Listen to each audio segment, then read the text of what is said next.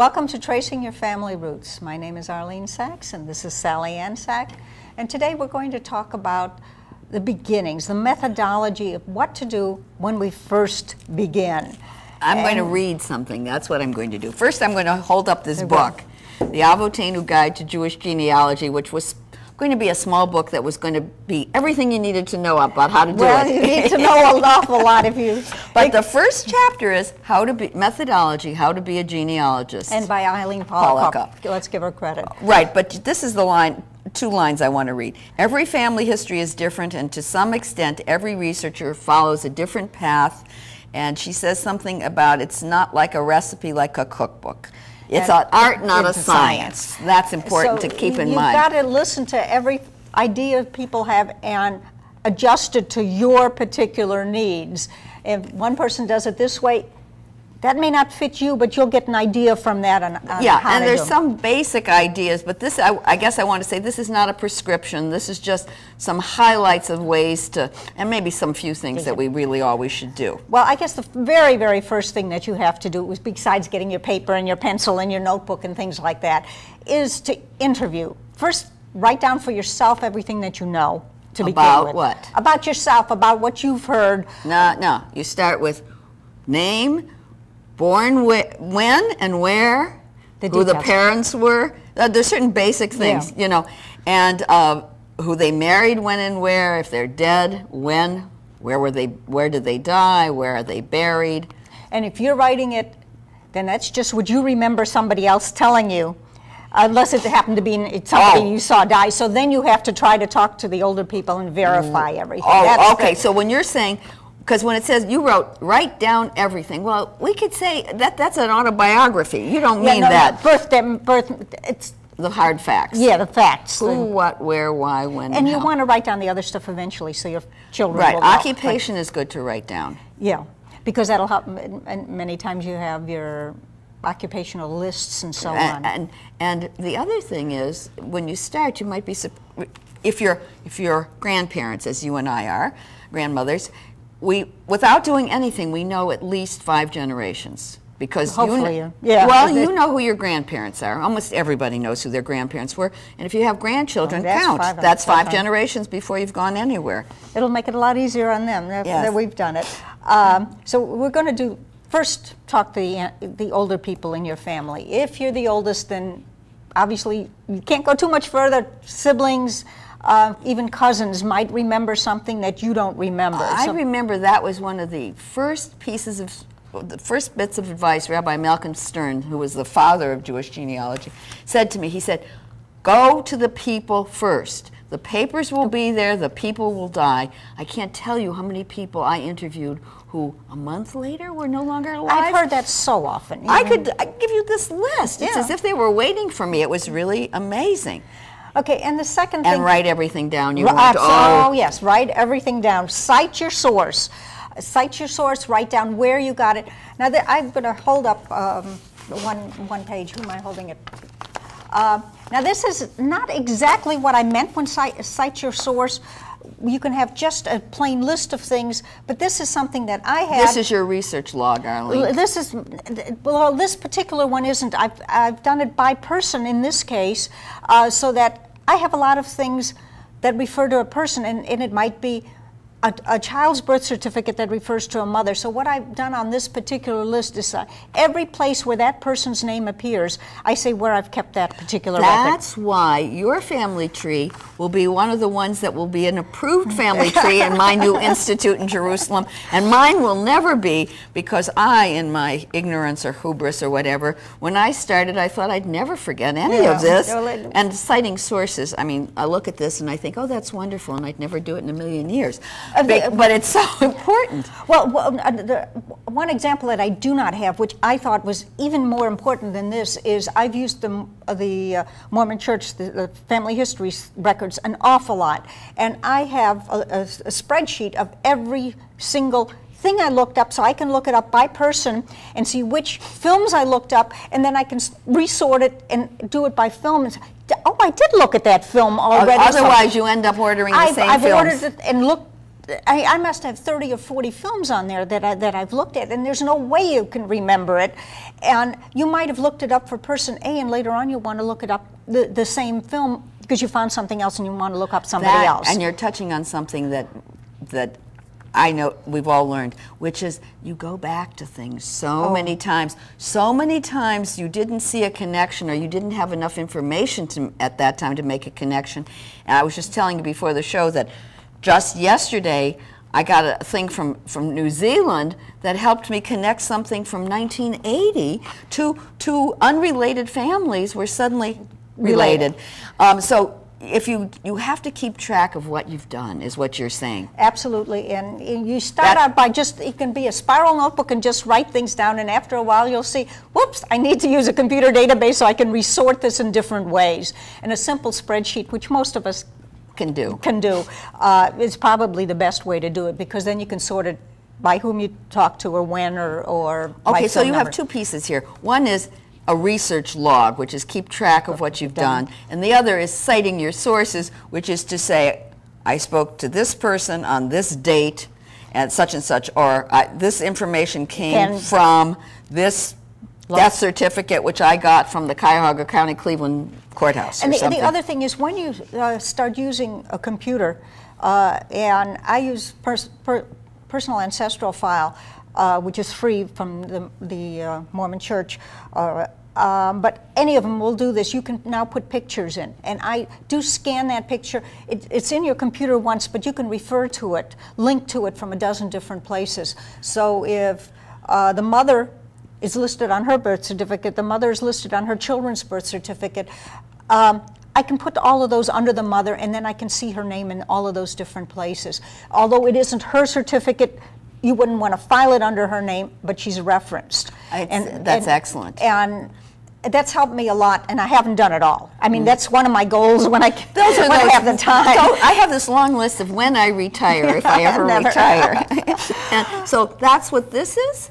Well, this is just a pedigree chart. This is one of the charts that a computer can create. With the pictures. Which is, I love this because it does have the places where I have pictures on it.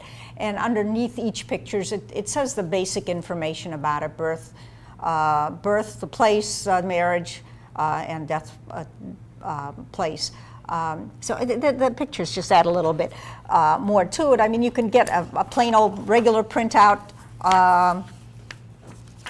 sort of like this, which is more or less the same information, but it's just lines and lines of reading and ancestors of. Okay. Yeah. So the other was just an ancestor chart. Okay. As well. So this is, and this I have to tell you, because we've been having this an uproar in another part of the genealogy world about the definition of an ancestor. An ancestor is the person from whom you are descended in a straight line. Your grandparents, your great grandparents. It's not your aunts and uncles and cousins. No. Okay, so these are the ancestors of this lady, and it doesn't have her brothers and sisters and all that. Just like the one with the pictures. It shows the parents and then the parents of those and so on back. So, but it is important, by the way, when I said you're going straight back, one of the methodology things that's terribly important is spread a wide net. Get information when you're talking to people. The things that were so helpful to me is I said to these people, when you were a child, who came to your family weddings? Who showed up at the bar and bat mitzvahs? Who did you visit? Well, we were cousins somehow, but we didn't know how. Those names you want, because they may have been first cousins of your grandparents' generation, and that will lead you back further. So you always collect the names of the brothers and sisters on all the generations. Have them there. Eventually you make. You may want to make a huge descendancy chart of all the descendants of somebody who was back many generations ago. In fact, I think you have a. Well, yeah, I do have one descendancy chart that goes back, and again, this very nice. It's incomplete. Computer. It's not total, because some of these people had more brothers and sisters than you list. But that's what I knew at the point when I printed this out. Right. So put them together. what I'm saying is the difference. Know the difference between going from you backwards and going up back, and then getting your most remote ancestor and collecting everybody who descended from that person. In this case is a descendants chart. So that's why all the lines are there. And the further in you go, the further it's another generation. Another generation. Now, we want to talk about some places that you should check right off the bat to see if somebody else has done your work for you. Oh, and that happens more and more these days. Yeah, with the Jewish Gen, of course, is one of the first places you want to look at. The family tree of the Jewish people is on Jewish Gen. Right. And so is something called a Family Finder. Right. That won't tell you if somebody has done your research, but it will tell you if people are looking for somebody with the same name from the same town, or if you have a rare name, you may want everybody who's looking for your rare name. You mentioned the compiled genealogies at the Library of Congress. There is a book, actually, that is a compiled genealogy book of Jewish genealogy by a guy named Zubatsky, and two people, Zubatsky and Barrett. It's somewhat outdated because many more have been added. But it was interesting when we had somebody from the Library of Congress, from the genealogy section, that said that they take unpublished genealogies, which we didn't know at the time. Right. And so there are a lot of these things that are sitting around that are available for people to use if they know about it. Right. And of course, the LDS Family History. A lot of people will send, if they've published a book, will send a copy to them. I would mention that for the last many years, though it's not in a systematic list, Avotaynu publishes at the end of each year a list called Family Books in Print, for when people have done a new book, a book that year, they register it and we put in information about it. The Library of Congress is probably an excellent place for that kind of thing. And then of course, we're going overseas pretty soon, within 150 years. Yes, if you're doing Jewish families, maybe, yes, 150 years. The Germans were coming around mid-1800s. Of course, there were a few that were before there. But the important thing there is to know where they came from, and that's the... There's two pieces of information. Where and what their name was. You can't go anywhere unless you know where they lived and what their name was. You don't know where to look for records. Yeah, but or how. I'd almost say where is more important, because if you start looking at the records there, you'll say, oh, these names are all familiar. It could be the other way around, too, if it's a rare name. But you have no idea, if you have no idea where to look, or no idea where it was, you have no idea where to start looking. You know, it's interesting. Your research is quite different from mine, because your research is in Germany. Yeah. And when you do research in Germany, you're dealing a lot with documents. My research was in Eastern Europe, where most Jews didn't even have last names before the end of the 18th century, and where now we can get some documents, but for a long time before the Soviet Union collapsed, we couldn't get documents. It's nothing like the orderliness of doing research in Germany. It's much more, well, I don't know, is it a smorgasbord? Or, yes, the methodology is clearly not a straight line. Yeah, so you would...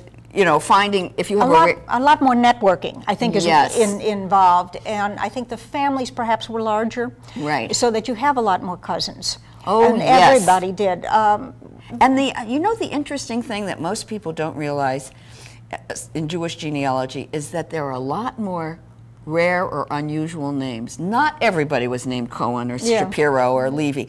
All of my family names are relatively unusual, and I'm finding more and more that when I come across somebody with one of those names, I can now tie them in.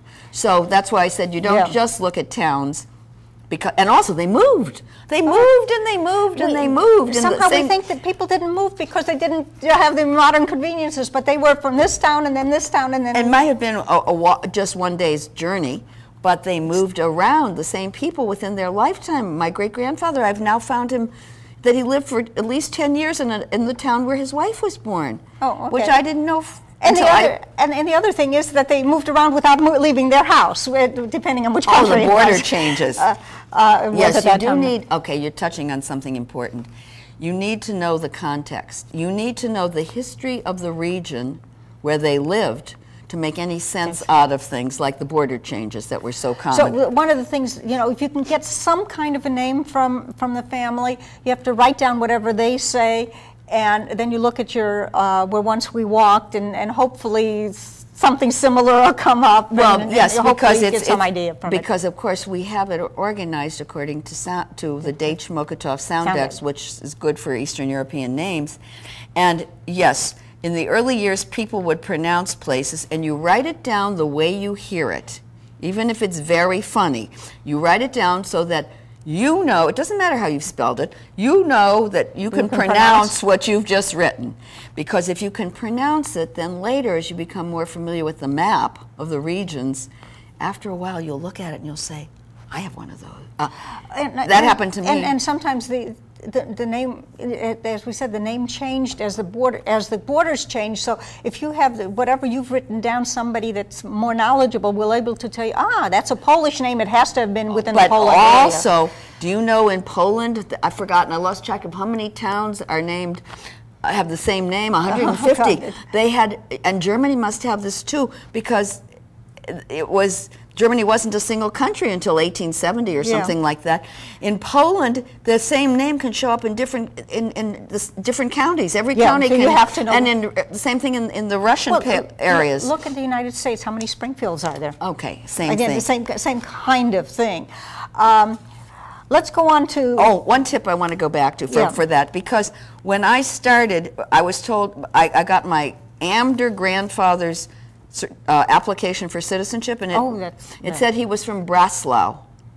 Only the clerk writing it down must have been German, because Sheboygan, Wisconsin was a German town, and he wrote Breslau, which was that German. I looked and looked and looked forever until one day I said to my father, was your father a Litvak? And he said to me, of course, in this outraged tone.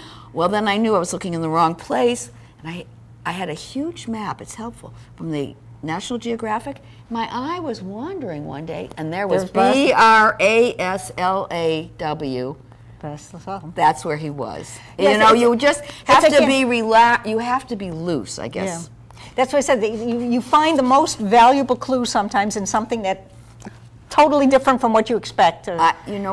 The psychologist in me can't resist saying this. It's human nature to want to make order out of chaos. So we're always trying to make things orderly and to know things prematurely. So sometimes we conclude things when we really should keep them in the realm of hypothesis. Well, that name you said, somebody assumed that the name was from a lake in Russia, that huge Lake Baikal. But it's really so totally something else. Yes. We're down to under 10 minutes, so let's go on with these. The name changes in Europe. In Europe, Jews didn't get their name often until 1808 or much later in Russia. A few in Austria in late 1700s. Then 1808 was the massive change, and then it slowly went further east. So there were rabbinical families that kept their names from centuries before that.